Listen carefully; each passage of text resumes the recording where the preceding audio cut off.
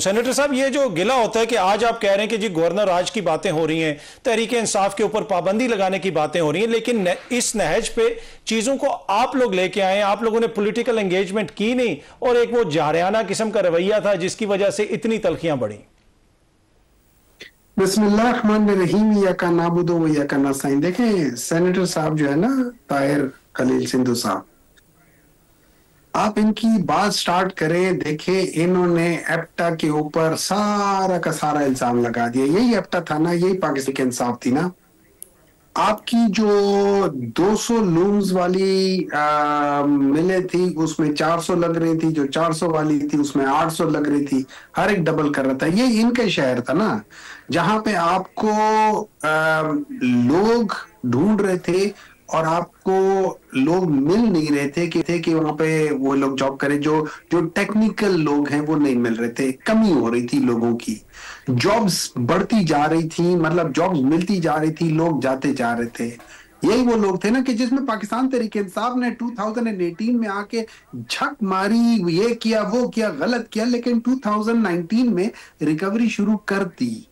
पहले उसमें हमारा 0.8 पे चला गया था, इनका भी 0.18, हमारा भी 0.17, 0.18, दोनों बराबर गए थे जब पहली बार आए थे। इन्होंने भी गलत किया, लेकिन उसके अगले साल हम 3.7 पे चले गए, ये तब भी पॉइंट्स में रहे थे। उसके अगले साल हम 5.97 में चले गए, ये तब भी 2 से नीचे ही रहे थे। उसके बाद चौथे साल में हम 6.2 पे चले गए थे, ये तब भी 2 से नीचे ही रहे थे। इनकी ग्रोथ जो थी पाकिस्तान की पॉपुलेशन की ग्रोथ से कम थी। ये लोग किस बात की बात करें, किस पे इल्जाम लगा रहे हैं? ये जब इल्जाम लगाते हैं कि ये गन्ने का वो है, सब मुझे एक बात बताएं, सबसे ज्यादा मिल ओनर्स इस वक्त पाकिस्तान में किन पॉलिटिकल पार्टीज के जो लीडर्स हैं? पीटीआई का लीडर, पीटीआई में होंगे लोग होंगे कि जो हैं, और इसमें कोई शक नहीं कि पॉलिटिक्स में जो जो मालदार लोग होते हैं वो पॉलिटिक्स में आते हैं। लेकिन ये लोग तो खुद पॉलिटिक्स करने वाले, इन लोगों ने तो खुद अपनी चीजें बनाई है। तो अगर आप मुझसे पूछें, अभी को छोड़ दें, ये तो पिछले 40 साल से मुल्क को तबाह कर रहे हैं। रही बात ये, इन्होंने कहा कि किस मुल्क के लोग जो है ना वो अपने वो जो फौज को कहते हैं। मुझे एक बात बताएं, 4 साल पहले 5 साल पहले मुझे एक बात बताएं काथर साहब, मुझे एक बात बताएं, पहली बार जैसे अभी हमारे DGISPR साहब ने भी कहा था, ये जो दहशतगर्दी है इसके पीछे वर्दी है। जब ये नारा आता है आपके दिमाग में किस पॉलिटिशियन का नाम आता है? सच बताएं, किस पॉलिटिशियन का नाम आता है? बोले। पर सेनेटर साहब, क्या आपने इनके पीछे चलना है? ये अब तनकीद तो यहाँ पे आप पे हो रही है। मुझे नहीं पता कि उस दफा सिंधु साहब उस जलसे में थे या नहीं थे, इन्होंने वो नारे लगाए थे कि नहीं लगाए थे, क्योंकि इन्हीं की पॉलिटिक्स, इन्हीं की यहाँ पे तो देखे ना, इस वक्त आपके ऊपर तनकीद हो रही है ना कि आपका जो रवैया है उसकी वजह से तरक्कियां इतनी बढ़ गई हैं कि मामला आगे नहीं चल रहे। देखिए अतर साहब, बात ये, मैं आपको एक चीज बता देता हूं।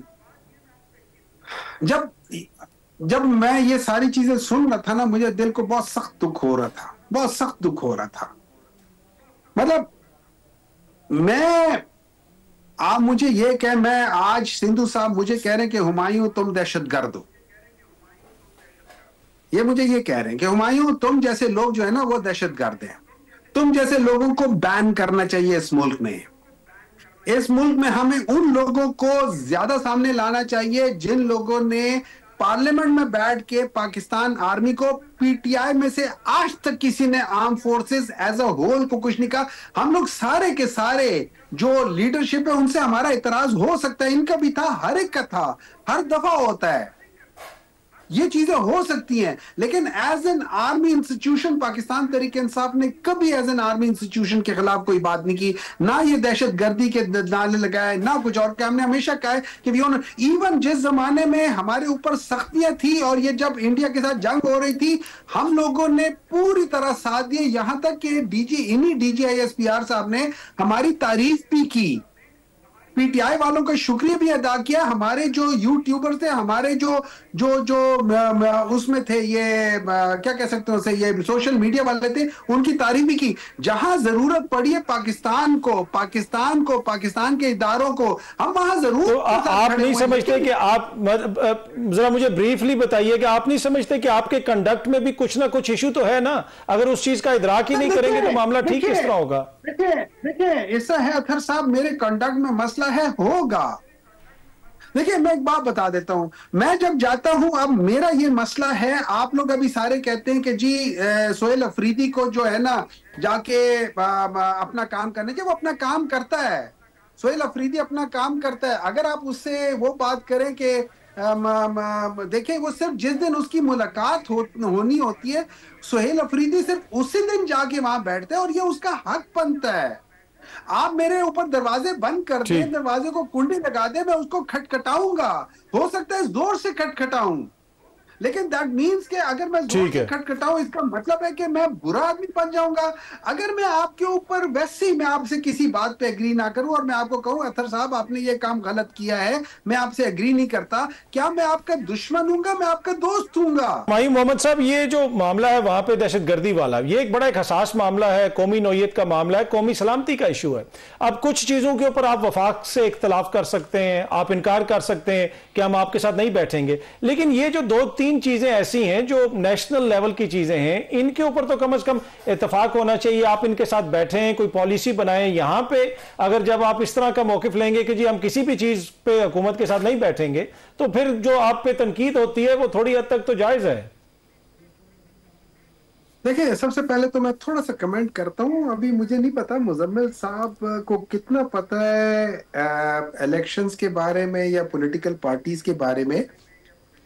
अगर पॉलिटिकल पार्टी का सिंबल उससे छिन जाए, पॉलिटिकल पार्टी खत्म नहीं हो जाती। आज भी पाकिस्तान तरीके इंसाफ एग्जिस्ट करती है as a political party in election commission, और यही वो सवाल था जो सुप्रीम कोर्ट ने सवाल पूछा था इलेक्शन कमीशन के, भाईजान हमने तो बल्ले का निशान लिया था, आपने पार्टी को बैन कैसे कर दिया, पार्टी को बिल्कुल हटा कैसे दिया, जिसके जवाब में इलेक्शन कमीशन के पास कोई जवाब नहीं था।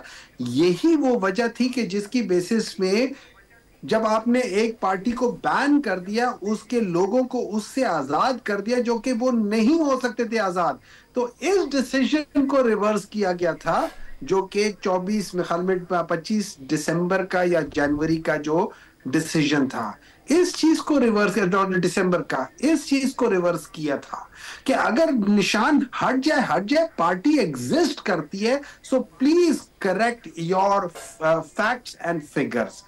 रही बात ये तो आप ये कह रहे हैं कि अभी भी पाबंदी लग सकती है? सर अभी भी Pakistan Tehreek Insaf as a political party exist करती है, इलेक्शन कमीशन अनकॉन्स्टिट्यूशनल काम कर रहा है। अब आगे आ जाते हैं आपके दूसरे सवाल पे।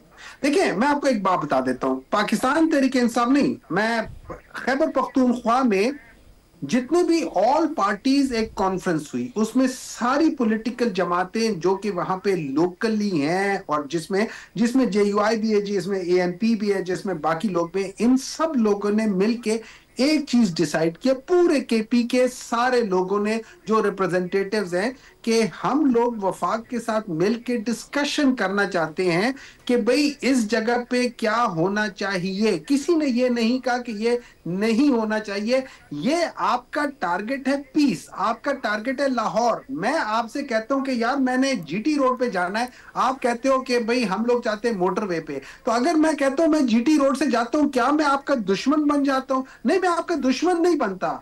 मैं आपको बताता हूं कि क्या आप उसकी वजह सुन ले। उसकी वजह यह है, आप एविडेंस बेस्ड डिसीजंस पे बात करें। पाकिस्तान के अंदर आज तक मुझे बात बताएं कितने ऑपरेशंस हुए हैं, उन ऑपरेशंस का आउटकम क्या हुआ है। जब आप उनको सामने रखेंगे तो आपको पता चलेगा। नंबर 2, जो एक अच्छा ऑपरेशन हुआ था 2014 में हुआ था, उसकी वजह क्या थी? उसकी वजह यह थी कि जितने भी पाकिस्तान के पॉलिटिकल पार्टीज की जो पॉलिटिकल लीडरशिप थी, जो टॉप लीडरशिप थी, वो इकट्ठे बैठ गए थे। जब आप वो इकट्ठे बैठ गए थे, उन लोगों ने एक डिसीजन लिया और उस डिसीजन के बाद उन लोगों ने उन सारी चीजों को बैक किया। मींस के पब्लिक की बैकिंग आ गई थी विद ऑल द डिसीजंस। अब ये सारी चीजें जब तक नहीं होंगी, इसका सिर्फ तरीका यही है कि आपको करना होगा। नंबर 2, अगर आप पाकिस्तान तहरीक इंसाफ को बैन करते या अगर आप वहां पे वो गवर्नर राज लगाते, तो हमने माजी में भी देखा क्या हुआ। इससे सिर्फ एक काम होगा, वो ये होगा कि पाकिस्तान के अंदर पॉलिटिकल इंस्टेबिलिटी बढ़ेगी। और यही वजह है कि आज 4 साल बाद भी पाकिस्तान की ये वो जो इस वक्त जो प्राइम मिनिस्टर है, ये पिछले 4 साल से 2022 से है, ठीक है। ये अभी तक खातिर ख्वाह कोई इंप्रूवमेंट नहीं कर सके क्योंकि पॉलिटिकल इंस्टेबिलिटी है। दूसरी तरफ जिसको हम कहते हैं श्रीलंका, जो 2022 में वो हो गया था, ये बैंकरप्ट हो गया था, आज वो तकरीबन 4.5 जीडीपी पे पहुंच गया है। तो उसकी वजह यह थी कि वहां पे पॉलिटिकल इंस्टेबिलिटी थी। ये पैसा नीचे आता जाता रहता है, लेकिन सर मुझे भी 2 मिनट मौका होती है, वो पॉलिटिकल इंस्टेबिलिटी होती है।